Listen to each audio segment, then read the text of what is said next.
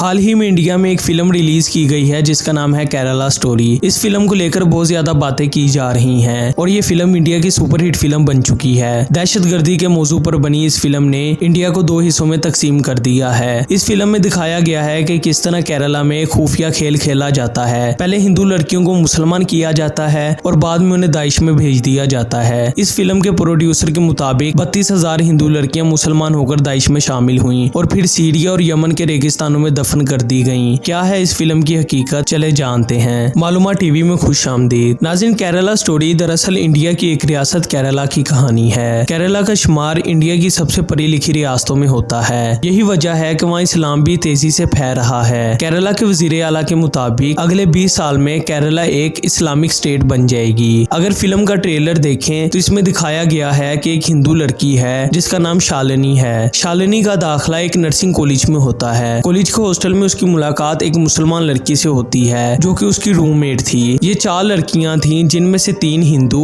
और 1 मुसलमान थी। फिल्म में दिखाया जाता है कि वो मुसलमान लड़की दरअसल दाइश का हिस्सा थी और दाइश के लोगों के कहने पर इन लड़कियों से ताल्लुकात कायम कर रही थी। शुरू में वो बाकी 3 लड़कियों को इस्लाम की तालीमात देती है और उन्हें हिजाब करने का भी कहती है। फिर फिल्म में दिखाया जाता है कि एक दिन ये 3 हिंदू लड़कियां किसी शॉपिंग मॉल में जाती हैं तो कुछ लड़के आकर उन्हें तंग करने लगते हैं। जब वो हॉस्टल वापस आती हैं तो रोने लगती हैं। मुसलमान लड़की उन्हें कहती है कि पहले ही आपको हिजाब का कहा था लेकिन आप तीनों ने बात नहीं मानी। उस दिन के बाद वो लड़कियां भी हिजाब करने लगती हैं। दरअसल वो लड़के जो शॉपिंग मॉल में थे वो प्लान का हिस्सा थे। फिर प्लान के मुताबिक मुसलमान लड़की उन हिंदू लड़कियों को एक सेंटर लेकर जाती है और उन्हें हिंदू से मुसलमान में कन्वर्ट करवा देती है। प्लान के अगले हिस्से में उन हिंदू लड़कियों की मुलाकात मुसलमान लड़कों से होती है। फिर दिखाया जाता है कि शालिनी जो मुसलमान हो चुकी है और उसका नाम फातिमा रख दिया जाता है, उसका निकाह होता है। निकाह के बाद उसका शोहर उसे किसी दूसरे मुल्क में ले जाने के बहाने अफगानिस्तान ले आता है और दाइश में शामिल करवा देता है। अफगानिस्तान की सिक्योरिटी एजेंसी शालिनी को गिरफ्तार कर लेती है और जेल भेज देती है। इस फिल्म में एक जगह कहा जाता है कि हजारों लड़कियां इसी तरह फ्रॉड से लाई जाती हैं और फिर इन्हें सीरिया और यमन के रेगिस्तानों में दफन कर दिया जाता है। नाज़रीन, इस फिल्म में इस्लाम को गलत नजरिए से पेश किया गया है और मुसलमानों के साथ साथ उन लोगों के जज्बात को भी ठेस पहुंचाई गई है जो इस्लाम कबूल करना चाहते हैं। नाज़रीन, इस्लाम तो एक ऐसा मजहब है जो रास्ते से पत्थर हटाने पर भी नेकियों की नवीज सुनाता है और कुरान पाक में अल्लाह ताला ने इरशाद फरमाया है कि जिस शख्स ने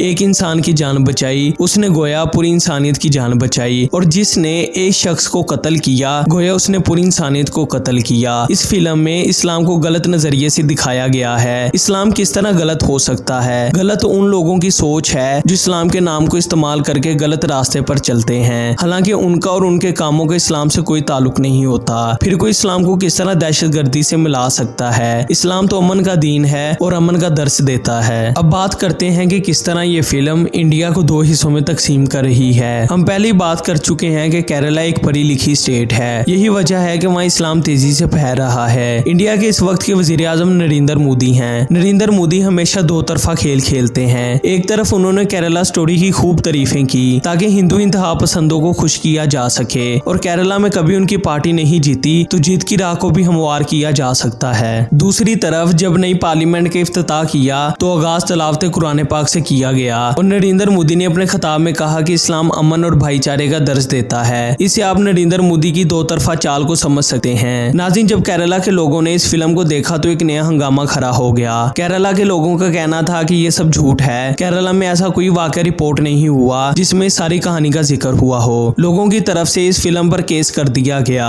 जब अदालत ने फिल्म के प्रोड्यूसर से इन 32,000 लड़कियों के बारे में जांच की तो मालूम हुआ कि ये प्रोड्यूसर का अपना अंदाजा था। असल में ऐसा कुछ भी नहीं हुआ। अदालत ने हुक्म दिया कि फिल्म में लिखा गया है कि यह हकीकत पर मबनी फिल्म है तो इसको हटाया जाए क्योंकि इसका हकीकत से कोई ताल्लुक नहीं। इस फिल्म की रिलीज के बाद पूरे मुल्क के कई हिस्सों में लड़ाइयों और फसादात की खबर सुनने को मिली। कई जगह तो बात कत्लो गारत पर भी पहुंच गई। भारत का शुमार दुनिया की उन टॉप कंट्रीज में होता है जहां सबसे ज्यादा इंटरनेट सर्विस को बंद किया जाता है, यानी जहां पहले ही हालात लड़ाई झगड़े वाले हों वहां इस फिल्म ने जल्दी पर तेल का असर किया है और लोगों को आपस में लड़वा दिया है। कई कॉलेजेस और यूनिवर्सिटियों में हिंदुओं और मुसलमान लड़कों की आपस में लड़ाइयां भी हुई हैं और दोनों तरफ से रिस्पॉन्स देखा जा सकता है। हिटलर ने अपनी किताब में लिखा था कि किसी भी प्रोपेगेंडा को फैलाने के लिए सबसे आसान तरीका है कि बहुत बड़ा झूठ बोला जाए और बार बार बोला जाए। जब हर तरफ उस झूठ की बात होगी तो प्रोपेगेंडा खुद ब खुद फैल जाएगा। उसकी साल ये 32,000 लड़कियों वाला प्रोपेगेंडा है जिसका हकीकत से कोई ताल्लुक नहीं और हर तरफ फैलता फैलता इस तरह फैल गया कि बात कत्लो गारत तक पहुंच गई। यकीनन अब आपको इस फिल्म के बारे में सारी हकीकत समझ आ गई होगी। इस फिल्म के बारे में अपनी राय जरूर दें और चैनल को सब्सक्राइब कर दें और बेल आइकन पर क्लिक कर दें ताकि आपको मजीद ऐसी इन्फॉर्मेटिव वीडियोस मिलती रहें। मुलाकात होगी अगली वीडियो के साथ, तब तक के लिए अल्लाह हाफिज।